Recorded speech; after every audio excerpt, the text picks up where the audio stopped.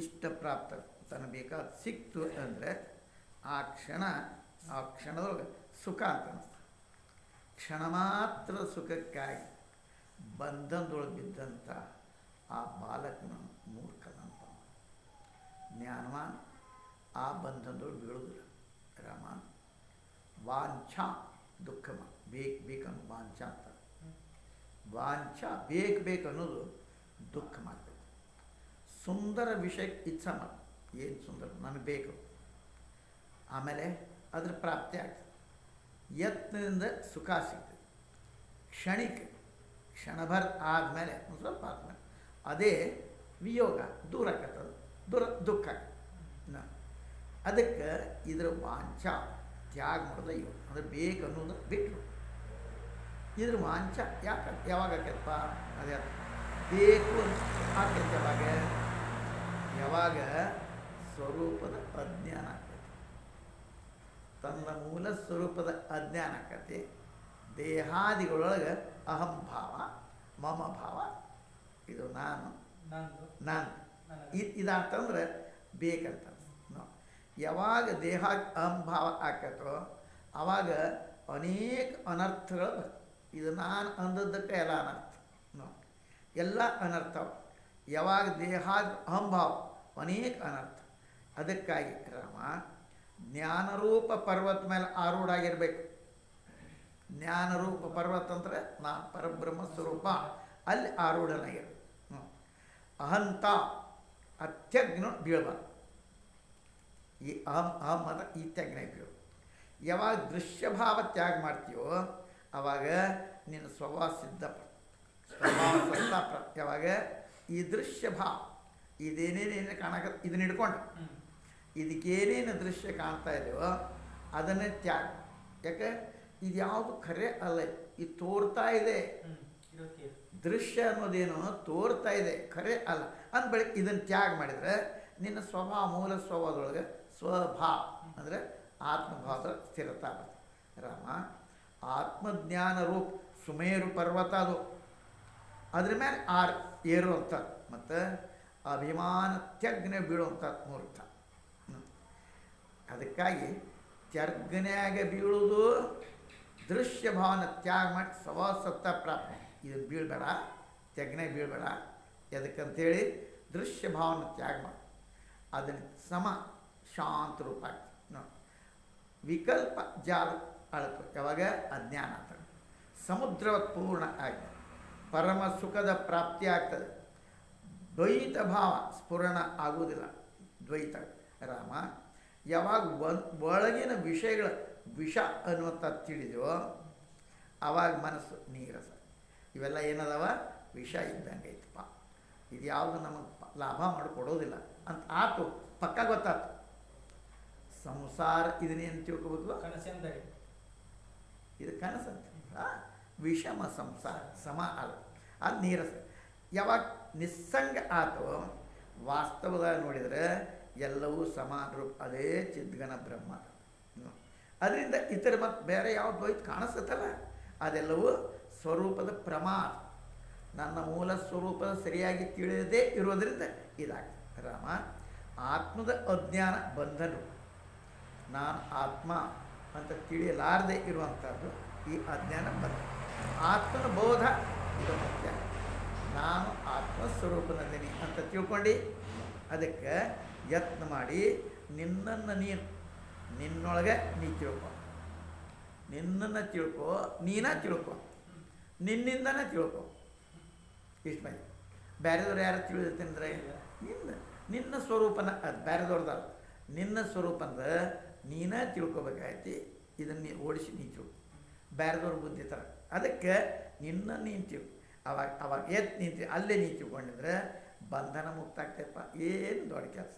ರಾಮ ಯಾವುದ್ರೊಳಗೆ ವಿಷಯದ ಅಲ್ಲೇ ಸ್ವಾನನ ಇಲ್ಲವೋ, ಯಾವುದ್ರೊಳಗೆ ಇದರ ಅನುಭವ ಆಗ್ತೈತೆ ನೋಡಿ. ಯಾವುದು ಇಲ್ಲ ಖರೆ ಇಲ್ಲ ಇದ್ರಾಗ ಮಜಾ ಅನ್ಸಾಕತ್ತೆ. ಅದು ತತ್ವ ಆಕಾಶವತ್ ನಿರ್ಮಲ ಸತ್ತ ವಾಸನಾರಹಿತ ಆತ್ಮಸ್ವರೂಪ. ಆ ವಾಸನ ಅದು ಇದು ಏನಿಲ್ಲ. ಯಾವುದು ವಾಸನಾರಹಿತ ಆಗ್ತದೋ ಆ ಪುರುಷ ಕ್ರಿಯೆ ಮಾಡ್ತಾನೆ. ಆದರೆ ವಿಕಾರ ಕರ್ತವ್ಯ ಕರ್ಮಗಳನ್ನು ಮಾಡ್ತಾನೆ. ಹಿಂಗಾತಲ್ಲ ಅಂತನೋ ಅದು ವಿಕಾರ ಏನು ಪ್ರಾಪ್ತ ಆಗ್ತದೋ. ಯದ್ಯಪಿ ಅನೇಕ ಕ್ಷೋಭ ಆಗಿ ಬಂದರೂ ಸಹಿತ ಅವ ಏನು ಬರಲಿ ಬಿಡಪ್ಪ, ಏನು ಮಾಡೋದು, ಬರ್ತಾವ, ಹೌದು, ಹಿಂಗಾತಲ್ಲ ಅಂತ ಹಚ್ಕೊಡು. ಹಾಗೆ ಜ್ಞಾತ ಜ್ಞಾನ ಜ್ಞೇ ಈ ಮೂರು ಆತ್ಮಸ್ವರೂಪದೊಳಗೆ ಭಾಸ್ತಾವ ನೋಡಿ. ಯಾವಾಗ ಈ ಇದು ತಿಳ್ಕೊಂಡ್ಯೋ ಆವಾಗ ಭಯ ಯಾವುದು ಮತ್ತು ಭಯ ಇದೆ. ಚಿತ್ತದ ಸ್ಫುರಣ ಜಗತ್ ಉತ್ಪನ್ನ ಆಗ್ತದೆ. ಚಿತ್ತದ ಸ್ಫುರಣ ರಹಿತ ಅಂತಂದ್ರೆ ಲೀನಾಗಿ ಹೋಗ್ಬಿಡ್ತೈತಿ. ಹಂಗೆ ಎತ್ತಂದ್ರೆ ನೋಡೆಲ್ಲ ಆಗೋದು. ಯಾವಾಗ ಈ ವಾಸನ ಅನ್ನುವಂಥ ಸಹಿ ಪ್ರಾಣ ಉದಯಿತು ಅವಾಗ ಜಗತ್ತಲ್ಲಿ ವಾಸನ ನಿರ್ಮಾಣ, ಅವಾಗ ಜಗತ್ತು ಉದಯ. ಯಾವಾಗ ವಾಸನ ರಹಿತ ಆಯ್ತು, ಪ್ರಾಣ ಲೀನ ಆಯ್ತು, ಅವಾಗ ಜಗತ್ತು ಲೀನಾಗಿ ಹೋಗ್ಬಿಡ್ತೈತಿ. ಅಭ್ಯಾಸ ಮಾಡಿ ವಾಸನ ಪ್ರಾಣ ಸ್ಥಿರ ಮಾಡ್ಕೋ. ಅಭ್ಯಾಸ ಮಾಡೋದೆ ಅದೇ ಮಾಡೋದು. ಮತ್ತೆ ಯಾವಾಗ ಮೂರ್ಖತಾ ಉದಯ ಆಯ್ತು ಅವಾಗ ಕರ್ಮ ಉದಯ. ಮೂರ್ಖತ ಸುರ ಕರ್ಮ. ಮೂರ್ಖತಾ ಲೀನ್ ಆದಾಗ ಕರ್ಮ ಲೀನ್ ಆಯ್ತು. ಕರ್ಮ ಲೀನ್ ಆತಂದ್ರೆ ಕರ್ಮ ಮಾಡೋದು ಮಾಡ್ತಿ, ಅದ್ರ ಫಲ ಅಪೇಕ್ಷೆ ಮಾಡು. ಸ್ವಾಭಾವಿಕ ನಿನ್ನ ಕರ್ತವ್ಯ ಏನತ್ತೋ ಅದನ್ನು ಮಾಡ್ತಿ, ಆದರೆ ಫಲ ಅಪೇಕ್ಷೆ ಅವು ಕರ್ಮ ಲೀನ್ ಆದಂಗೆ ಅದಕ್ಕೆ ಹೆಂಗೆ ಮಾಡೋದು? ಸತ್ಸಂಗ, ಸತ್ಶಾಸ್ತ್ರದ ವಿಚಾರ, ಮೂರ್ಖತೆಯನ್ನು ನಾಶ. ನನ್ನೊಳಗಿಂದ ಮೂರ್ಖ ಹೆಂಗಾಗತ್ತಪ್ಪ? ಸತ್ಶಾಸ್ತ್ರ, ಸದ್ವಿಚಾರ, ಸತ್ಯ, ಆಮೇಲೆ ಅದ್ರ ನಾಶ. ಹೆಂಗೆ ವಾಯುವಿನ ಸಂಘದ ಧೂಳ ಹಾರಿ ಮೂಡ ಆಕಾರ ಮೂಡ, ಹೆಂಗೆ ಚಿತ್ತ ಸ್ಫುರಣ ಜಗತ್ತು ಸ್ಥಿತ ಆಯ್ತು. ಯಾವಾಗ ಚಿತ್ತ ಸ್ಫುರಣ ಅವಾಗ ನಾನಾ ಪ್ರಕಾರ ಜಗತ್ತು ಕಾಣಿಸ್ತೈತಿ. ಚಿತ್ತ ಶುದ್ಧ ಆತು, ಜಗತ್ತೇನಾಯ್ತು ಶುದ್ಧ ಆಗಿಲ್ಲ, ಅಶುದ್ಧ ಇತ್ತು. ರಾಮ ವಾಸನಾ ಶಾಂತ ಆಗಬೇಕು ಅಥವಾ ಪ್ರಾಣ ನಿರೋಧ ಆಗಬೇಕು. ಆವಾಗ ಅಚಿತ್ತ ಆಗಬೇಕು. ಈಗ ನೀ ಚಿತ್ತ ಐತಲ್ಲ ಅಚಿತ್ತ ಆಗಬೇಕು. ವಾಸನಾ ಕ್ಷಯ ಆತು ಅಥವಾ ಪ್ರಾಣ ಇರುವಂಥ ಉಚಿತ ಆಯ್ತು. ಚಿತ್ತೇನ ಅಚಿತ್ತ ಆಗ್ತದೆ. ಯಾವಾಗ ಅಚಿತ್ತ ಆತೋ ಆವಾಗ ಪರಮಪದದ ಪ್ರಾಪ್ತಿ ಆಗ್ತದೆ. ರಾಮ ದೃಶ್ಯ ದರ್ಶನ ಸಂಬಂಧ ಮಧ್ಯೊಳಗೆ ಏನು ಸುಖ ಅದನೋ ಅದು ಪರಮಾತ್ಮ ಒಳಗಿನ. ಯಾವುದು ಏಕಾಂತದ ಸುಖ ಅದು ಸಂಮಿತ್ ಬ್ರಹ್ಮರೂಪದ. ಅದರ ಸಾಕ್ಷಾತ್ಕಾರ ಮನಸ್ಸು ಕ್ಷಯ ಆಗುತ್ತೆ. ಅದ್ರ ಸಾಕ್ಷಾತ್ಕಾರದ ಮನಸ್ಸಿಗೆ ಹೋಗ್ಬಿಡುತ್ತೆ. ಎಲ್ಲೇ ಚಿತ್ ಇದು ಉತ್ಪನ್ನ ಆಗೋದಿಲ್ಲೋ, ಚಿತ್ರಹಿತ್ ಅಕೃತ್ರಿಮ ಸುಖ. ಇದೇ ನಮ್ಗೆ ಸುಖ ಅದಲ್ಲ, ಕೃತ್ರಿಮ ಸುಖ ಇದು. ಅದರಿಂದ ಸುಖ ಆತಿದ್ರೆ ಅದು ಅವಾಗೇನಾಕತ್ತೆ? ಅಚಿತ್ ರಹಿತ ಅಂತಂದ್ರೆ ಅಕೃತ್ರಿಮ ಸುಖ ಆಕತ್ತೆ. ಹಂಗೆ ಸುಖ ಸ್ವರ್ಗದೊಳಗೂ ಇಲ್ಲೋತಮ ಅಂತ ಹೇಳ್ತಾರೆ. ಅಂಥ ಸುಖ ಅಲ್ಲಿ. ಹೆಂಗೆ ಮರುಸ್ಥಳದೊಳಗೆ ಗಿಡ ಇಲ್ಲವೋ ಹಂಗೆ ಚಿತ್ರಹಿತ ವಿಷಯದ ವಿಷ ಆ ಸುಖ ಆಯ್ತು. ವಿಷದಿಂದ ಆ ಸುಖ ಆಯ್ತು. ಚಿತ್ತದ ಉಪಶಮ ಏನು ಸುಖ ಅದು ಅವಾಚ್, ಮಾತು ಹೇಳಕ್ಕೆ ಬರೋದಿಲ್ಲ, ವಾಣಿ ಅಲ್ಲಿ ಹೋಗುವುದಿಲ್ಲ. ಅದ್ರ ಸಮಾನ ಅನ್ಯ ಸುಖ ಯಾವುದಿಲ್ಲಪ್ಪ ಅದರಂಥದ್ದು. ಅದ್ರ ಅಧಿಕ್ ಮತ್ತೇನು ಹೇಳೋದಪ್ಪ ನೋಡಿ. ಅನ್ಯ ಸುಖ ನಾಶಕತೆ ಬೇರೆದು, ಆತ್ಮ ಸುಖ ನಾಶ ಆಗುತ್ತೆ. ಅದಾತಂದ್ರೆ ನಾಶ ಆಗುತ್ತೆ. ಅವಿನಾಶಿ ಅದ ಉತ್ಪತ್ತಿ ನಾಶ ಇವೆರಡೂ ರಹಿತ. ಉತ್ಪತ್ತಿ ಇದ್ರೆ ನಾಶ ಆಗೋದು, ಉತ್ಪತ್ತಿನಾಗೋದಂದ್ರೆ ನಾಶ ಆಗೋದು. ಹಂಗೆ ರಾಮ ಅಬೋಧ ಮಾಡಿ ಚಿತ್ತ ಉದಯ ಜ್ಞಾನ ಆಗಲಾರ್ದ ಚಿತ್ತ ಎರಡು ಮತ್ತು ಆತ್ಮಬೋಧ ಆತ್ಮಬೋಧ ಅಶಾಂತ, ಆತ್ಮಜ್ಞಾನ ಆಗಿ ಶಾಂತ. ಮತ್ತು ಮೋಹದಿಂದ ಬಾಲಕ ಅಲ್ಲೇ ದೇವ್ ಅಂತ ಕಾಣಿಸ್ತದೆ, ತಂದನೇ ನೋಡಿ.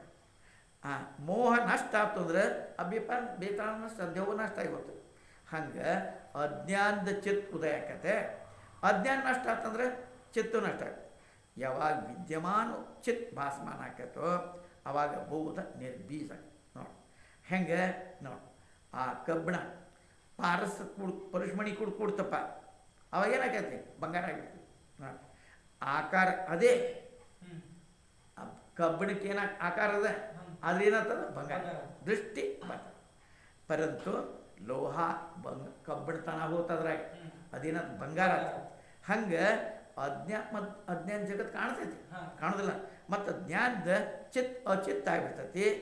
ಆಮೇಲೆ ಜಡ ಜಗತ್ತು ಅದು ಕಾಣಂಗಿಲ್ಲ. ಹೆಂಗಪ್ಪ? ಈಗ ಒಂದು ಕಬ್ಬಿಣದ ಬಿಲ್ಲಿ ತೊಗೊಂಡಿಪ್ಪ, ದುಂಡ ಕಬ್ಬಿಣ ಗುಂಡ, ಬಂಗಾರ ಅದು ಪರಶ್ಮಣಿಗೆ ಹಚ್ಚಿದೆ, ಅವಾಗ ಏನಾಗತ್ತದ? ಹೆಂಗತ್ತ? ಗುಂಡಂತೂ ಐತೆ, ಕುಂಟ ಇರುವಂಗೆ ಐತಿ, ಆದ್ರೆ ಏನಂತದ ಹಾಂ ಹಂಗೆ ಇದೇನೈತಲ್ಲ ಇರುವಂಗೆ ಇರ್ತೈತಿ. ಅವಾಗ ಏನು ಕಾಣ್ತೈತಿ? ಬ್ರಹ್ಮ ಕಾಣ್ತೈತಿ. ಈಗ ಜಡ ಅಂತ ಕಾಣಕದ, ಅವಾಗ ಜ್ಞಾನ ಅಂತಂದ್ರೆ ಇದೆಲ್ಲೋ ಬ್ರಹ್ಮ. ಈ ಬ್ರಹ್ಮ ಯತ್ರ ಮನೋ ಯಾತಿ ಇದು ಬ್ರಹ್ಮ ಅಂತ ಗೊತ್ತಾಗ್ತದೆ. ಈಗೇನಾಗತ್ತೈತಿ? ಐತಿ ಬ್ರಹ್ಮ ಜಗತ್ತನ್ನಕತ್ತಿ. ಹೆಂಗೆ ಐತಿ ಹಗ್ಗ ಹಾವನ್ನಕತ್ತಿ. ಯಾಕೆ ತಪ್ಪು ತಿಳು. ಆತ್ಮಜ್ಞಾನ ಅಂತಂದ್ರೆ ಇದ್ದಾಗ ಹೆಂಗೆ ಜ್ಞಾನದಿಂದ ಅಚಿತ್ತ ಆಗ್ತದೆ, ಜಡ ಜಗತ್ತು ಕಾಣೋದಿಲ್ಲ. ಅವಾಗ ಅದೇ ಬ್ರಹ್ಮ ಆಗಿರ್ತದೆ. ಸತ್ಪದ ಪ್ರಾಪ್ತಿ. ಪರಂತು ನಾಮರೂಪ ಹಾಗೇನೇ ಇರ್ತದೆ. ಈ ಜಗತ್ತಿರೋದು ಎಲ್ಲ ಹಂಗೆ ಇಡೋದು. ಏನು ಮನೆ ಬದಲಾಗತ್ತೆ, ಏನು ಬದಲಾಗತ್ತೆ, ಅವು ಇರುತ್ತಾವ. ರಾಮ ಜ್ಞಾನಿ ಚಿತ್ತ ಕ್ರಿಯಾ ಮಾಡ್ತಂದು ಕಾಣಿಸ್ತೈತೆ. ಏನು ಓಡಾಡ್ತಾನೋ ಏನು ಕೆಲಸ, ಪರಂತು ಅಚಿತ್ತ ಆಗಿ ಯಾವುದು ಅಜ್ಞಾನದ ಕಾಣ್ತದೋ ಜ್ಞಾನದ ಶೂನ್ಯ ಆಗ್ಬಿಡ್ತೈತಿ. ಯಾವುದ್ರ ಏನು ಜಗತ್ತು ಅಬೋಧ ಮಾಡಿ ಕಾಣಿಸ್ತೈತೆ, ನೀರು ತಿಳುವಳಿಕೆ ಇಲ್ಲದೆ, ಮತ್ತು ಬೋಧ ಅದಕ್ಕೆ ಶಾಂತ ಆಗೈತಿ. ಪುನಃ ಅದನ್ನು ಉತ್ಪನ್ನ ಆಗೋದಿಲ್ಲ. ಒಮ್ಮೆ ಬಂಗಾರ ಆತಂದ್ರೆ ಮತ್ತು ಕಬ್ಬಣ ಆಗತ್ತೆ. ಹಂಗೆ ಒಮ್ಮೆ ಜ್ಞಾನ ಆತಂದ್ರೆ ಮತ್ತು ಅಜ್ಞಾನ ಬರೋದು. ಚಿತ್ ಶಾಂತ ಆಗಿ ಪ್ರಾಪ್ತಿ ಆಗೋದು. ಎಲ್ಲೂ ಸಮಯ ತುರ್ಯಾವಸ್ಥಾ ಸ್ಥಿತ ಆಗಿ ವಿಚಾರ ತುರ್ಯ, ಆಮೇಲೆ ತುರ್ಯಾತೀತ ಆಗಿಬಿಡ್ತೈತಿ. ಕೆಳಗೆ ಮೇಲೆ ಮಧ್ಯ ಎಲ್ಲವೂ ಬ್ರಹ್ಮ ಸದಾ ಈ ರೀತಿ ಅನೇಕ ಆಗಿರ್ತೈತೆ. ಅನೇಕ ಬ್ರಹ್ಮ ಮಾಡಿರೂ ಆ ಪರಮಾತ್ಮ ಒಂದೇ ಅಪ್ಪ, ಸರ್ವಾತ್ಮನೇ ಅದಾನ. ಅದನ್ನು ಬಿಟ್ಟು ಮತ್ತೊಂದೇನು ಇಲ್ಲವೇ ಇಲ್ಲ ನೋಡಿ. ಅದರ ಬಿಲ್ಲೋಪಾಖ್ಯಾನ ವರ್ಣನ ಹೇಳ್ತಾರೆ ಅಲ್ಲಿ ವಸಿಷ್ಠರಾಮ. ಇನ್ನೇನು ಸಂಕ್ಷಿಪ್ತದಿಂದ ಒಂದು ಆಶ್ಚರ್ಯ ರೂಪ ಬೌದ್ಧದ ಕಾರಣ ಅಜ್ಞಾನ ಆಗೈತೆ. ಕೇಳ್ಪ, ಒಂದು ಬೇಲದ ಹಣ್ಣಿತ್ತು, ಅನಂತ ಯೋಜನ ಪರ್ಯಂತ ಅದರ ವಿಸ್ತಾರ, ಒಂದು ಗಿಡ ಹಣ್ಣು ಅದ್ರ, ಮತ್ತು ಅನಂತ ಯುಗ ಅದು ಕಳೆದು ಹೋದು, ಅದು ಜರ್ಜರೀಭಾವ ಆಗಿ ಜೀರ್ಣ ಕದಾಚಿತ್ ಇಲ್ಲಂದಂಗೆ ಅನಾದಿ ಅದ. ಅದರೊಳಗೆ ಅವಿನಾಶಿ ರಸ ಅದು, ಎಂದೂ ನಾಶ ಆಗೋದಿಲ್ಲ. ರಸದಿಂದ ಪೂರ್ಣ ಅದು. ಚಂದ್ರಮಂತೆ ಸುಂದರ ಅದ. ಮಹಾಪ್ರಯದ್ದು ಅದು ಪವನ ಹೆಂಗೆ ಸುಮೇರು ಆದಿ ಪರ್ವತಂತ ಅದಕ್ಕೆ ಸಮಾನ ಆಗಿ ಅದು ಹಾರಿ. ಅದು ಪವನವೂ ಕೂಡ ಇದನ್ನು ಅಗಾಸಂಗೆ. ರಾಮ ಕರೋಡೋ ಯೋಜನ, ಕೋಟ್ಯಾನುಗಟ್ಟಲೆ ಯೋಜನ, ಅದ್ರ ಸಂಖ್ಯೆ ಹೇಳಕ್ಕೆ ಬರಂಗೆ ಅಂಥ ಅದು ಬೇರೆ ಫಲ. ಪುನಃ ಮತ್ತೆ ಹೆಂಗೈತಪ್ಪ, ಭಾಳ ದೊಡ್ಡದೆ. ಹ್ಯಾಂಗೆ ಸುಮೇರು ನೋಡಿ, ಸುಮೇರು ಇದ್ರಿಗೆ ಒಂದು ಸಣ್ಣ ನೂಲಿದ್ದ ಸಣ್ಣ ಕಣ ಸೂಕ್ಷ್ಮ ತುಚ್ಚ ಕಾಣಿಸ್ತದೆ. ಹಂಗೆ ಈ ಬೇಲ ಫಲದ ಹಿಂದೆ ಬ್ರಹ್ಮಾಂಡ ತುಚ್ಚ ಅನ್ನಿಸ್ತದೆ. ಅಂಥದ್ದೈತೆ ನೋಡಿ, ಹೆಂಗಿದೀತು ನೋಡು. ಅದು ಬೇಲ ಫಲ ರಸದಿಂದ ಪೂರ್ಣದ, ಮತ್ತು ಎಲ್ಲಿ ಬೀಳುವುದಿಲ್ಲ ತಳ, ಪುರಾತನದ. ಅದರ ಆದಿ ಅಂತ ಮಧ್ಯ ಏನು ಇಲ್ಲವೇ ಇಲ್ಲ. ಬ್ರಹ್ಮ ವಿಷ್ಣು ರುದ್ರ ಇಂದ್ರಾದಿಗೂ ಅದನ್ನು ತಿಳ್ಕೊಳಂಗೆ. ಅದಕ್ಕೆ ಮೂಲವನ್ನು ಯಾರೂ ತಿಳ್ಕೊಳಕ್ಕಾಗ, ಮಧ್ಯವನ್ನು ಯಾರೂ ನಾವು ಅದೃಷ್ಟ ಅದರ ಆಕಾರ, ದೃಷ್ಟ ಫಲ, ಅದೃಷ್ಟ ಫಲ ಕಾಣ. ತನ್ನ ಪ್ರಕಾಶ ಆದರೂ ಹೆಂಗೈತಪ್ಪ, ಏಕಧನ ಘನ ಘಟ್ಯ ಆಕಾರ. ಇದಕ್ಕೆ ಸದಾ ಅಚಲ, ಯಾವುದೇ ವಿಕಾರ ಪ್ರಾಪ್ತಿ ಏನಾದರೂ ಬದಲಾಗೋದು. ಸತ್ತದ, ನಿರ್ಮಲ, ನಿರ್ವಿಕಾರ, ನಿರಂತರ ರೂಪದ, ನಿರಂತರ ತೂತಿಲೆ, ಮತ್ತು ಚಂದ್ರಮಂತ ಶೀತಲ ಸುಂದರ, ಮತ್ತು ಅಜ್ಞಾನ ಸಂಮಿತ್ ರೂಪಿ ಅದರ ರಸ. ಹೆಂಗೈತಿ ಅಜ್ಞಾನ, ಅದು ತನ್ನ ರಸ ತಾನೇ ಕುಡಿತು. ಎಲ್ಲಕ್ಕೂ ರಸ ಕೊಡುವಂಥ ಅದೇ, ಎಲ್ಲಕ್ಕೂ ರಸ ಕೊಡು, ಎಲ್ಲದರ ಪ್ರಕಾಶ ಅದೇ. ಅದರೊಳಗೆ ಅನೇಕ ಚಿತ್ರರೇಖೆಗಳು ಬಂದು ನಿವಾಸ ಮಾಡ್ಯಾವ. ಪರಂತು ತನ್ನ ಸ್ವರೂಪ ತ್ಯಾಗ ಮಾಡೋದು, ಅನೇಕ ರೂಪ ಆಗಿ ಕಾಣಿಸ್ತದೆ. ಅದರೊಳಗೆ ಸ್ಪಂದರೂಪ ರಸ ಸ್ಫುರಣ ಆಗ್ತದೆ. ತತ್ ತ್ವಂ ಇದಂ ದೇಶ ಕಾಲ ಕ್ರಿಯಾ ನೀತಿ ರಾಗ ದ್ವೇಷ ಹೇಯ ಉಪಾದಾಯ ಬೇಡು ತಗೊಳ್ಳೋದು, ಭವಿಷ್ಯ ಭೂತ ಭವಿಷ್ಯ ಕಾಲ ಪ್ರವೇಶ ವಿದ್ಯಾ ಅವಿದ್ಯಾ ಇತ್ಯಾದಿ ಕಾಲ ಜನನ, ಅದು ಸ್ಫುರಣದಿಂದ ಅದು ಬಿಂಬ ಆತ್ಮರೂಪದಪ್ಪ, ಮೂಲ ಸ್ವರೂಪ ಆತ್ಮ. ಅನುಭವ ರೂಪ ಅದರೊಳಗೆ ರಸ, ಅದು ಸದಾ ತನ್ನೊಳಗೆ ತಾನು ಸಿಗ್ತದ, ಶಾಂತದ. ಅದನ್ನು ತಿಳ್ಕೊಂಡು ಮನುಷ್ಯ ಅದು ಯಾವ ಆತ್ಮಪದ ಅಂತ ತಿಳ್ಕೊಂಡು ಮನುಷ್ಯ ಕೃತ್ಯ ಆಗ್ತಾನಪ್ಪ ಅಂತ ಹೇಳ್ತಾರೆ. ಅದಕ್ಕೆ ರಾಮದ ನೋಡು, ಸರ್ವಧರ್ಮಿತ್ತ ಭಗವಂತ, ನೀನೇನೆ ಬೇಲು ರೂಪ ಮಹಾಚಿದ್ಗನ ಸತ್ತ ಹೇಳ್ದಲ್ಲ, ಅದರಿಂದ ನನಗೆ ಹಿಂಗೆ ನಿಶ್ಚಯ ಆಯಿತು, ಈ ಸ್ಥೂಲ ರೂಪ ಅಹಂತಾದಿ ಜಗತ್ತಿನೊಳಗೆ ಸೂಕ್ಷ್ಮ ಚೇತನ ತತ್ವ ಭೇದ ಕಿಂಚಿತ್ತು ಏನು ಇಲ್ಲ ಇಲ್ಲ, ಒಂದು ಕಲನ ಎಲ್ಲ ಅದೇ ಆಯ್ತಪ್ಪ ರಾಮ. ಹೆಂಗೆ ಬ್ರಹ್ಮಾಂಡ ಮಜ್ಜ ಸುಮೇರು ಆದಿ ಪೃಥ್ವಿ ಅದರು, ಆ ಪ್ರಕಾರ ಚೇತನ ಆ ಒಳಗಿನ ಮಜ್ಜ ಬ್ರಹ್ಮಾಂಡ ಎಲ್ಲ ಜಗತ್ ಚೇತನ ರೂಪ ಬೇಲನದ, ಇತರ ಮತ್ತೇನು ಇಲ್ಲ ಇಲ್ಲ, ಎಲ್ಲ ಜಗತ್ ಚೇತನ ವಿನಾಶ ಅಸಂಭವ, ಎಲ್ಲ ನಾಶವು ರಾಮ.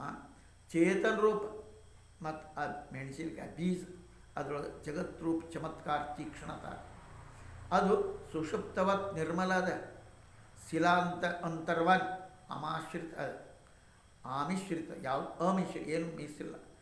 ಈಗ ಅದು ಅಪರ ಆಶ್ಚರ್ಯರೂಪ ಆಖ್ಯಾನ್, ಅದನ್ನೇನು ವಾಕ್ಯ ಚಂದ್ರವತ್ ಮಹಾಸುಂದರ ಪ್ರಕಾಶ ಸ್ನಿಗ್ಧ ಶೀತಲ ಸ್ಪರ್ಶ ತಥಾ ವಿಸ್ತೃತ ರೂಪ ಶಿಲಾ ಅದ.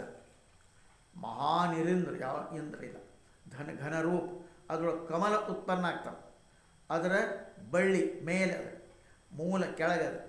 ವಸಿಷ್ಠ ರಾಮ, ಇಂಥದ್ದನ್ನು ನೀ ತಿಳ್ಕೋತೇನಪ್ಪ, ನೀ ನೋಡಿನೂ ಅದೇ, ಪರಂತು ಇದೆಲ್ಲ ಅದರ ಒಳಗೆ ಅದ. ಏನು ಶಿಲಾ ಹೇಳ್ತೇನಲ್ಲ ಅದು ಅಪೂರ್ವ ಶಿಲಾ ಅದಪ್ಪ, ಅದ್ರೊಳಗೆ ಬ್ರಹ್ಮಾಂಡ ಸಮುದ್ರ ಮತ್ತೇನೂ ಇಲ್ಲ. ಹೇ ರಾಮ, ಚೇತನೋಪ ಶಿಲಾ ನಾನು ನಿನಗೆ ಯಾವುದು ಚೇತನ, ಅದರೊಳಗೆ ಸಂಪೂರ್ಣ ಬ್ರಹ್ಮಾಂಡ ಅದು ಘನ ಚೇತನತಾ, ಅದರ ರೂಪ ಶಿಲಾ ವರ್ಣನೆ ಮಾಡಿ. ಅನಂತ ಘನ ನಿರೀತೂತ ಇಲ್ಲ, ಅದು ಪರಬ್ರಹ್ಮ ಆಕಾಶ ಶಿಲಾ. ಆಕಾಶ ಪೃಥ್ವಿ ಪರ್ವತ ದೇಶ ನದಿಗಳು ಸಮುದ್ರ ಇತ್ಯಾದಿ ಎಲ್ಲವೂ ವಿಶ್ವ ಅದರೊಳಗೆ ಐತಿ ಸ್ಥಿತ. ಮತ್ತೊಂದು ಹೆಂಗೆ ಶಿಲೆ ಮೇಲೆ ಕಮಲ ಬರೆದಿರ್ತಾರೋ ಹಂಗೆ ಶಿಲಾರೂಪದ, ಶಿಲದ ಇತರ ಮತ್ತೇನು ಹಂಗೆ ಈ ಜಗತ್ರೂಪ ಆತ್ಮರೂಪ ಶಿಲಾ ಯಾವುದು ಬಂದ ಆತ್ಮಕ್ಕೆ ಬಂದ, ಅದರೊಳಗೆ ಅದ ಆತ್ಮದ ಭಿನ್ನ ಏನು ಇಲ್ಲ ಇಲ್ಲ ರಾಮ. ಭೂತ ಭವಿಷ್ಯ ವರ್ತಮಾನ ಯಾವ ಮೂರೂ ಕಾಲ ಅದು ಶಿಲೆ ಮೂರ್ತಿಯೊಳಗಲ್ಲ. ನೋಡಿ ಹೆಂಗಪ್ಪ ಶಿಲ್ಪಿ ಮೂರ್ತಿಯೊಳ ಕಲ್ಪನೆ ಮಾಡ್ತಾನೆ, ಈ ಕಲ್ಪನೆ ಹಿಂಗೆ ಮಾಡ್ಬೋದು, ಇಂಥದ್ದು ಈ ಮೂರ್ತಿ ಮಾಡ್ಬೋದು, ಇದಕ್ಕೇನು ಹಿಂಗೆ ತೆಗಿಬೇಕಾ, ಉಳಿದೆಲ್ಲ ಏನು ಮಾಡ್ತಾನೆ ತೆಗಿತಾನೆ, ಅವ್ನ ತಲೆಯಾಗ ಬರ್ತೈತದ ಏನಂತೇಳಿ. ಹಂಗೆ ಆ ಮೂರ್ತಿಗಳು ಆ ಶಿಲೆ ಹೊಡ್ತಾವ. ಹಿಂಗೆ ಜಗತ್ತು ಆತ್ಮೊಳಗೈತಪ್ಪ, ಉತ್ಪನ್ನ ಆಗಿಲ್ಲ. ಯಾಕೆ ಮನರೂಪ ಶಿಲ್ಪಿ ಕಾಮನ ಮಾಡ್ತಾನೆ, ಅವ ನಾನಾ ಪ್ರಕಾರ ಜಗತ್ತು ಕಾಣಿಸ್ತದೆ, ಆತ್ಮ ಏನೂ ಆಗಿದೆ. ಹೆಂಗೆ ಸುಷುಪ್ತಿ ರೂಪ ಶಿಲೆ ಮೇಲೆ ಕಮಲ ರೇಖಾ ಬರ್ದಾರ, ಅದು ಶಿಲೆಯಿಂದ ಮತ್ತೇನು ಇಲ್ಲ ಇಲ್ಲ. ಹಂಗೆ ಈ ಜಗತ್ತು ಆತ್ಮೊಳಗೈತಪ್ಪ. ಆತ್ಮಂದ ಹೆಂಗೆ ಶಿಲೆಯೊಳಗೆ ಮೂರ್ತಿ ಇರ್ತಾವೋ ಅದರೊಳಗೆ ಉದಯ ಇಲ್ಲ ಅಸ್ತಿಲ್ಲ, ಹ್ಯಾಂಗಿದ್ದದ್ದು ಹಂಗೆ ಶಿಲಾ. ಹಂಗೆ ಆತ್ಮನೊಳಗೆ ಜಗತ್ತು ಅಲ್ಲಿ ಉದಯ ಆಗಿಲ್ಲ ಅಸ್ತಿಲ್ಲ. ಯಾಕೆ ವಾಸ್ತವದ ಇಲ್ಲ ಇಲ್ಲ, ಇದ್ರೂ ಉದಯ ಆಗ್ತೂ ಇಲ್ಲ. ಆತ್ಮನಿಗೆ ಈ ಥರ ಮತ್ತೇನು ದ್ವೈತ ಕಲ್ಪನಾ ಆಗ್ತೈತಲ್ಲ ಅದು ಅಜ್ಞಾನ. ನೀವು ಎರಡು ಅದು ಇದಾಕತ್ತಲ್ಲ ಕಲ್ಪನಾ ಮಾಡಿ ನೋಡಿ. ಬೋಧ ಆತು ಅಂದರೆ ಜ್ಞಾನ ಆತು ಅಂದರೆ ಶಾಂತ. ಹೆಂಗೆ ನೀರಿನ ಬಿಂದು ಸಮುದ್ರ ಬಿತ್ತಪ್ಪ, ಒಂದು ಹನಿ ನೀರು ಸಮುದ್ರ ಅದೇನಾಗ್ತದೆ ಸಮುದ್ರ ಆಗಿ ಹೋಗ್ತದೆ. ಹಂಗೆ ಸಮುದ್ರ ಹಂಗೆ ಬೋಧದ ಕಲ್ಪನಾ ಆತ್ಮ ಲೀನ ಆಗಿರ್ತದಪ್ಪ ರಾಮ. ಚೇತನ ಆತ್ಮ ಅನಂತ ಇತ್ತಪ್ಪ, ಅದು ಅದರೊಳಗೆ ವಿಕಾರ ಕಲ್ಪನಾ ಅನ್ನೋದು ಏನು ಇಲ್ಲ ಇಲ್ಲ. ಅಜ್ಞಾನದಿಂದ ಕಲ್ಪನಾ ಕಾಣ, ಅಜ್ಞಾನ ಕಲ್ಪನಾ ಯಾಕೆ ಅಜ್ಞಾನ, ಜ್ಞಾನ ಅಂದ್ರೆ ಲೀನ ಆಗೋದು.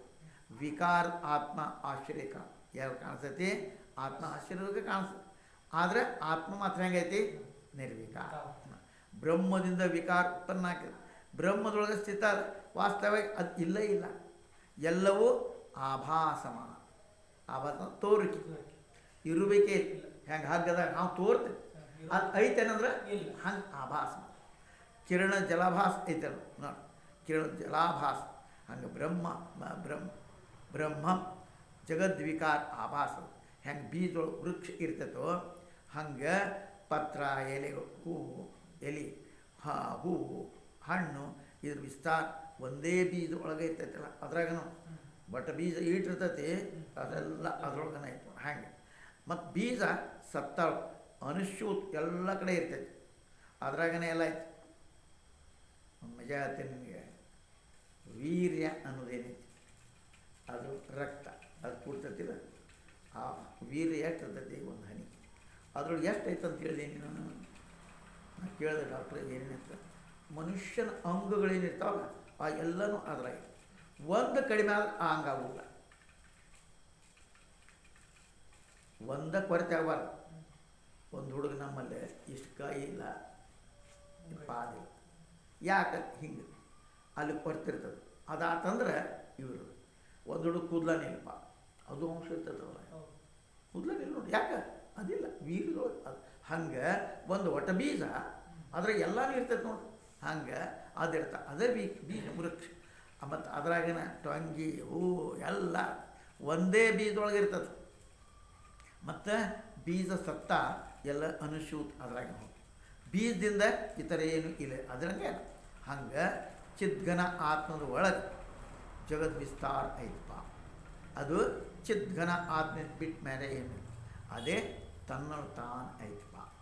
ಜಗತ್ತು ಅದೇ ರೂಪ. ಎಲ್ಲಿ ತನಕ ತಿಳ್ಕೊಂಡಂಥ ದ್ವೈತ ಐತು ನಿನಗೆ, ನೀನು ಕಲ್ಪನೆ ಮಾಡಿದ ದ್ವೈತ ಇದು, ಅದು ಒಂದೇ ಹೇಳುವಂಥದ್ದು ಅಲ್ಲ, ಯಾವ ಬಂದು ಹೇಳೋದಲ್ಲ. ಆವಾಗ ದ್ವೈತಲ್ಲಿ ಒಂದೇ ಇಲ್ಲ ಎರಡೇಲಿ ಬಂತಪ್ಪ. ಜಗತ್ತು ಮತ್ತು ಆತ್ಮ ಭೇದ ಇಲ್ಲವೇ ಇಲ್ಲ. ಅದ್ವೈತ ತನ್ನೊಳಗೆ ತಾನೇ ಐತಿ. ಹೆಂಗಪ್ಪ, ಆ ಕಲ್ಲಿನೊಳಗೆ ಮೂರ್ತಿ ಅಲ್ಲಿ ಬರೆದ್ಬಿಟ್ಟ, ಅದು ಶಿಲಾರೂಪನ ಮತ್ತೇನೈತದ. ಹಂಗೆ ಏನು ಜಗತ್ ಆತ್ಮರೂಪ, ಹೆಂಗೆ ಕಲ್ಲಿನೊಳಗೆ ಭಿನ್ನ ಭಿನ್ನ ವಿಷಮತ ಮೂರ್ತಿಗಳಾಗ್ತಾವೆ. ನೀ ಏನು ತಗೋತಿ ಅದು ಆಕೈತಿ. ಆಧಾರ ರೂಪ ಶಿಲಾ ಅಭಿನ್ನ, ಅದ್ರಾಗ ಏನಿಲ್ಲ. ಆತ್ಮೊಳಗೆ ಜಗತ್ ಮೂರ್ತಿಗಳು ಭಿನ್ನ ಭಿನ್ನ ವಿಷಮ ರೂಪ ಕಾಣಿಸ್ತಾವೆ. ಆಧಾರ ಚೇತನ ಅಭಿನ್ನ ಏನೂ ಇಲ್ಲ. ಬ್ರಹ್ಮಸತ್ತ ಸಮಾನ ಸುಷುಪ್ತವತ್ ಸಮ ಐತಪ್ಪ. ಅದು ದೊಡ್ಡ ವಿಕಾರ ಆ ದೃಷ್ಟಿ, ವಿಕಾರ ಅದರ ದೃಷ್ಟಿಯೊಳಗೆ, ಪರಂತು ವಸ್ತುತಃ ಸುಷಪ್ತಿವತ್ ವಿಕಾರದಿಂದ ರಹಿತ, ಯಾವ ವಿಕಾರವೂ ಇಲ್ಲದು. ಸ್ಫುರಣಾರಹಿತ ಚೇತನ ಅಶಿಲಾನಗೈತಪ್ಪ. ಆ ನಿತ್ಯ ಶಾಂತ ಚಿದ್ಘನ ರೂಪ ಸತ್ತ ಒಳಗೆ ಜಗತ್ತು ಕಲ್ಪಿತದೆ, ಮತ್ತೊಂದೇನಿಲ್ಲ. ಅಧಿಷ್ಠಾನ ಸತ್ತ ಸದಾ ಸರ್ವದಾ ಶಾಂತ, ಕದಾಚಿತ್ ಭೇದ ಇಲ್ಲವೇ ಇಲ್ಲ. ಹೆಂಗೆ ನೀರಿನೊಳಗೆ ತರಂಗ ಅಭಿನ್ನ, ತೆರೆಗಳು ಕಾಣಿಸ್ತಾವಪ್ಪ, ನೀರು ಬಿಟ್ಟು ಬೇರೆ ಐತನದು. ಹಂಗೆ ಸ್ವರ್ಣದೊಳಗೆ ಆಭೂಷಣ ಕಾಣಿಸ್ತು, ಅವೇನು ಬೇರೆ ಐತನೋ. ಹಂಗೆ ಆತ್ಮದ ಜಗತ್ತು ಅದು ಹೆಂಗೈತಿ ಅಭಿನ್ನ ರೂಪ, ಆದರೆ ಯಾವ ಭೇದ ಇಲ್ಲಪ್ಪ. ಅದಕ್ಕೆ ಸತ್ತೋಪದೇಶ ಹೇಳ್ತಾರೆ ವಸಿಷ್ಠ ಹೇಳ್ತಾರೆ, ರಾಮ ಹೆಂಗೆ ಆ ಬೀಜದ ಒಳಗೆ ಹೂವು ಹಣ್ಣು ಎಲ್ಲ ಸಹಿತ ವೃಕ್ಷ ಸಂಪೂರ್ಣ ಇರ್ತದೆ. ಇದರೊಳಗೆ ಆ ಬೀಜ ಅದು ಆದಿನೂ ಬೀಜದ, ಅಂಥೊಳಗೊಂದು ಬೀಜ, ಎಲ್ಲವೂ ಫಲ ಪರಿಪಕ್ವ ಆಗ್ತದೆ. ಅದು ಬೀಜನ, ಅದೇ ಬೀಜ ಮುಂದೆ ಹಿಂಗಾಗಿ ಮತ್ತು ಬೀಜನ ಹಾಕ.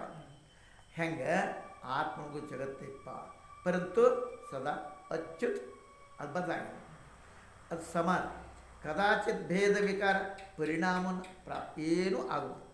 ತನ್ನ ಸತ್ತೊಳಗೆ ಸ್ಥಿತ ಜಗತ್ತು ಅಲ್ಲೇ, ಮನುಷ್ಯನು ಅದರಾಗಿನ ಮಧ್ಯನೂ ಅಲ್ಲೇ, ಯಾವುದು ಅಪರ ಭಾವ ಪ್ರಾಪ್ತ ಆಗುವುದು. ಬೇರೆ ಏನಿದೆ, ದೇಶ ಕಾಲ ಕರ್ಮ ಆದಿ ಏನೇನು ಕಲನ ಕಾಣಿಸ್ತೈತೋ ಅದೇ ರೂಪ.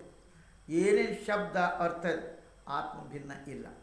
ಹೆಂಗೆ ವೃಕ್ಷ ಆದಿಯೊಳಗೆ ಬೀಜನ ಆಯಿತು, ಅಂಥೊಳಗೂ ಅದೇ, ಮಧ್ಯೊಳಗೂ ವಿಸ್ತಾರ ಕಾಣ, ಅದೆಲ್ಲವೂ ಅದೇ ರೂಪದಪ್ಪ, ಭಿನ್ನ ಏನೂ ಇಲ್ಲ. ಹಾಗೆಯೇ ಜಗತ್ತಿನ ಆದಿಯೊಳಗೂ ಆತ್ಮಸತ್ತ, ಅಂಥೊಳಗೂ ಮಧ್ಯೊಳಗೂ ಅದೇ ಸತ್ತ, ಅದು ಅದೇ ರೂಪದಪ್ಪ ರಾಮ. ಚೇತನರೂಪ ಬ್ರಹ್ಮಾನ್ ಆದರ್ಶ, ಮಹಾನ್ ಆದರ್ಶ. ಅದರೊಳಗೆ ಸಂಪೂರ್ಣ ಜಗತ್ತು ಪ್ರತಿಬಿಂಬಿತ, ಮತ್ತು ಸಂಪೂರ್ಣ ಜಗತ್ತು ಸಂಕಲ್ಪ ಮಾತ್ರ ಐತಿ. ಹೆಂಗೆ ನಿನಗೆ ಏನೇನು ಪೂರ್ಣ ಆಗ್ತದೋ ಹಂಗೆ ಕಾಣಿಸ್ತದೆ. ಒಂದು ಹಗ್ಗ ಅದ್ರೊಳಗೆ ಹಾವಿನ ಭಯ ಇದ್ರೆ ಹಾವನ ಕಾಣಿಸ್ತದೆ, ಇಲ್ಲಿಗೆ ದಂಡ ಬಿದ್ದೈತೆ ಅನ್ನತೈತಿ.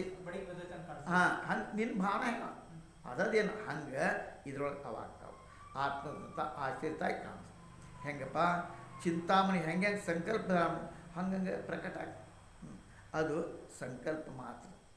ಹಂಗೆ ಹೆಂಗೆ ಭಾವನಾ ಮಾಡ್ತೀವೋ ಹಂಗೆ ಆತ್ಮ ಆಶ್ರಿತ ಆಗಿ ತೋರ್ತದಪ್ಪ ನಿಮಗೆ.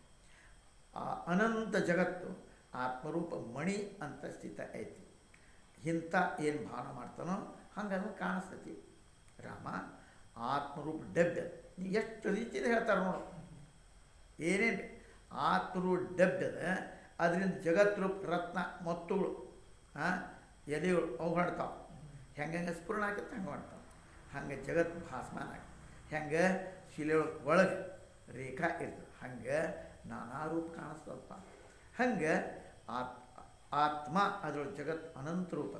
ಶಿಲೆಯೊಳಗೆ ಒಳಗೆ ಹೆಂಗೆ ಶಂಖ ಚಕ್ರಾದಿ ಅವ್ರ ರೇಖಾ ಇರ್ತಾವೆ, ಹಂಗೆ ಜಗತ್ತು ಆತ್ಮಲ್ಲಿ ಕಾಣಿಸ್ತೈತಪ್ಪ. ಆತ್ಮರೂಪವಂತ ಆ ಶಿಲಾ ನಿರಂತರ ತೂತಿಲ್ಲ, ಅದ್ರೊಳಗೆ ಛಿದ್ರ ಏನೂ ಇಲ್ಲ. ಹೆಂಗಪ್ಪ ಜಲದೊಳಗೆ ತರಂಗ ಜಲರೂಪನೇ ಇರ್ತಾವೆ, ಹೆಂಗೆ ಬ್ರಹ್ಮೊಳಗೆ ಜಗತ್ತು ಬ್ರಹ್ಮರೂಪನೇ ಇರ್ತದೆ. ಆ ಬ್ರಹ್ಮ ಹೆಂಗಪ್ಪ ಸಮ, ಬ್ರಹ್ಮ ಹೆಂಗದ ಸಮತ್ವ ಬ್ರಹ್ಮ ಉಚ್ಯತೆ, ಅದು ಸಮಾನ ಇದೆ, ಹೆಚ್ಚು ಕಡಿಮೆ ಆಗೋದು, ಅದು ಸಮಾನ ಇದೆ. ಶಾಂತದ ಸುಷುಪ್ತವತ್, ಸುಷುಪ್ತ ಹೆಂಗಿರ್ತಾವೆ ಮಲಗದ ಗಾಢ ನಿದ್ರೆ ಹಂಗೈತೆ. ಅದ್ರೊಳಗೆ ಜಗತ್ತು ಸ್ಫುರಣ ಆಗಂಗೆ.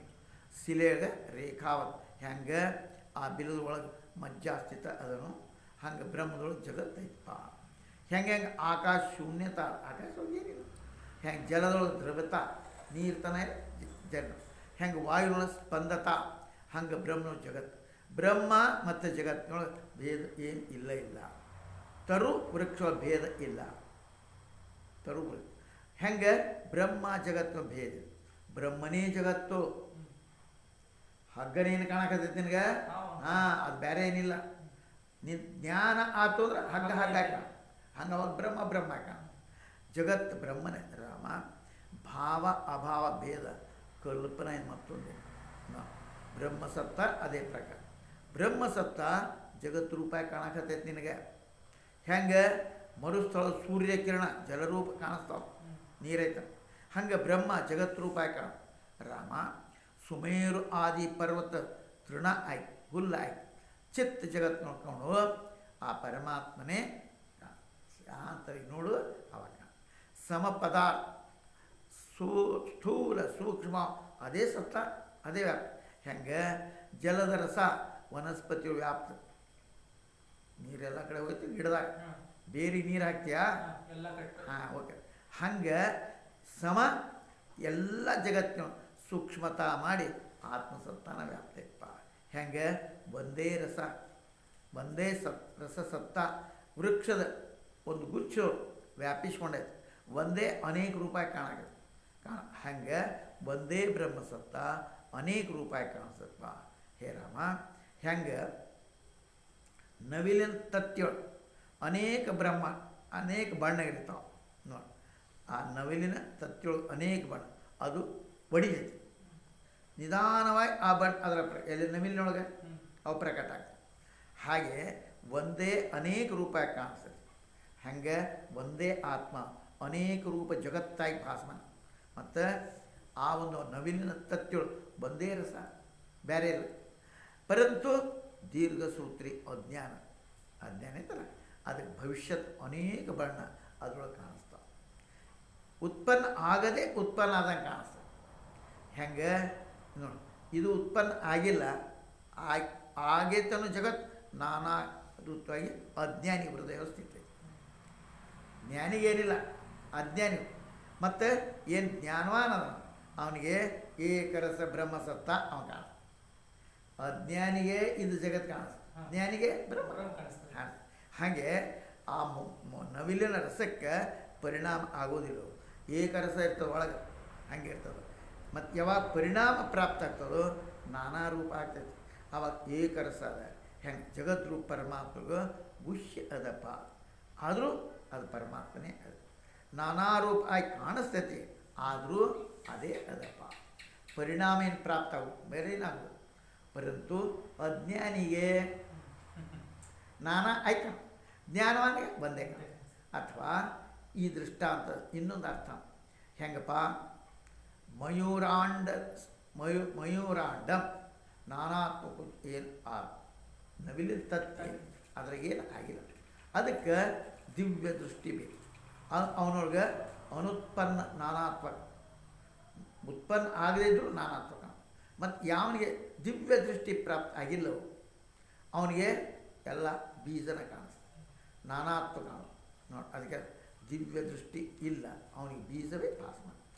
ನಾನಾತ್ವ ಹೆಂಗೆ ಯಾರಿಗೆ ಅಜ್ಞಾನ ರೂಪಿ ದಿವ್ಯ ದೃಷ್ಟಿ ಅದು ಅವನಿಗೆ ಭಿನ್ನ ಭಿನ್ನ ಜಗತ್ತು ಉತ್ಪನ್ನ ಆಯ್ತು ನಾನಾತ್ವ ಕಾಣ. ಯಾವಂಗೆ ಅಜ್ಞಾನ ದೃಷ್ಟಿ ರಹಿತ, ಅಜ್ಞಾನ ರಹಿತ ಅಂದರೆ ಜ್ಞಾನ, ಅವನಿಗೆ ಒಂದೇ ಬ್ರಹ್ಮಸತ್ಯ. ಮತ್ತೇನು ಕಾಣ ರಾಮ ನಾನಾತ್ವ ಕಾಣಿಸ್ತದೆ, ಆದರೂ ನಾನಾತ್ವ ಇಲ್ಲಪ್ಪ. ಅದ್ರೊಳಗೆ ಮಯೂರ ನಾವಿಲ್ಲಿ ತತ್ತಿ ನಾನಾ ರಂಗ ಕಾಣಿಸ್ತೈತಿ, ಆದರೂ ಏಕರಸಪ್ಪ. ಹಂಗೆ ಜಗತ್ತು ಭಿನ್ನ ಭಿನ್ನ ಪದಾರ್ಥ ಇಟ್ಕೊಂಡ್ರೂ ಒಂದೇ ಬ್ರಹ್ಮಸತ್ತ ವೈತ್ ಇಲ್ಲಪ್ಪ ಅಂತ ಬ್ರಹ್ಮೈಕ್ಯ ಪ್ರಾಪ್ತಿ